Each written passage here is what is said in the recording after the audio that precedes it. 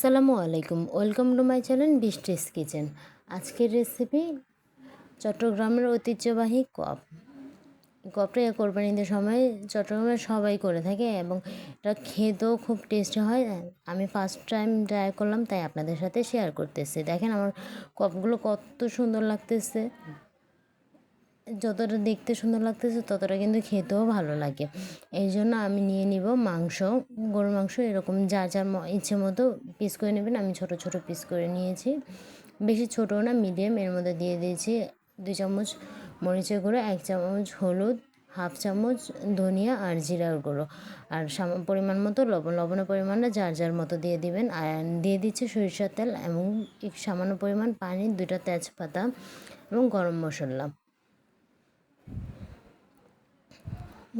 এবং আদা রসুন বাটাও দিয়েছি। পরে আমি আদা রসুন বাটাটা বরফ ছিল তাই দেখাতে পারিনি। এবং ঝালের জন্য আমি কিছু বোম্বাই মরিচ ম্যাশ করে দিয়ে দিয়েছি।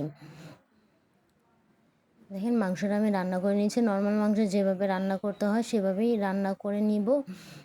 রান্না করে দেখেন এ পর্যায়ে যখন পানিটা একবার শুকনো হয়ে আসবে, একদম কড়াইয়ের সাথে লেগে যাবে, তখন কি আমরা মাংসটা নামিয়ে নিব।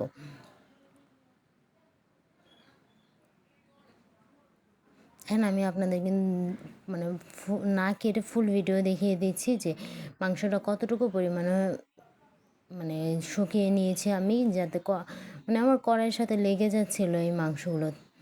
এখন অন্য একটি কড়াইয়ের মধ্যে দিয়ে দেব পরিমাণ মতো সরিষার তেল। আপনারা চাইলে গরুর চর্বি দিয়েও করতে পারেন, কিন্তু আমার কাছে গরুর চর্বি ছিল না, তাই আমি সরিষার তেল দিয়ে করছি।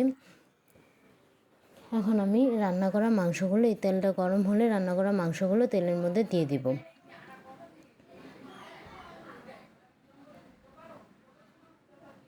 দেখেন কি সুন্দর করে ভাজা হচ্ছে, সরিষার তেলের কারণে এরকম ফেনা ফেনা হয়ে আছে। আর দেখেন মাংসগুলো তো বোঝাই যাচ্ছে যে এর মধ্যে ভাজা হচ্ছে।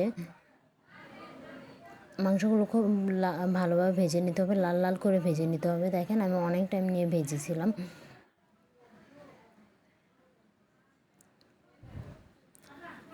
এই মাংস ভাজাগুলো গরম ভাতের সাথে খেতে অনেক টেস্টি লাগে। আপনারা অবশ্যই একদিন বাড়িতে ট্রাই করে খাবেন। আর আমার ভিডিওটা কেমন লেগেছে অবশ্যই কমেন্ট করে আমাকে জানিয়ে যাবেন।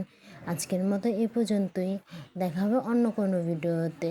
আপনারা কেমন ভিডিও দেখতে চান অবশ্যই আমার সাথে কমেন্টে জানিয়ে যাবেন। অ্যান্ড সত্যি বলছি, এই কোয়াপটা খেতে কিন্তু খুবই টেস্টি হয়েছে। আপনারা অবশ্যই একদিন ঝাল এই কোয়াপটা ট্রাই করে নেবেন। বোম্বাই মরিচের ফ্লেভারের কারণে আরও বেশি ভালো লাগছে।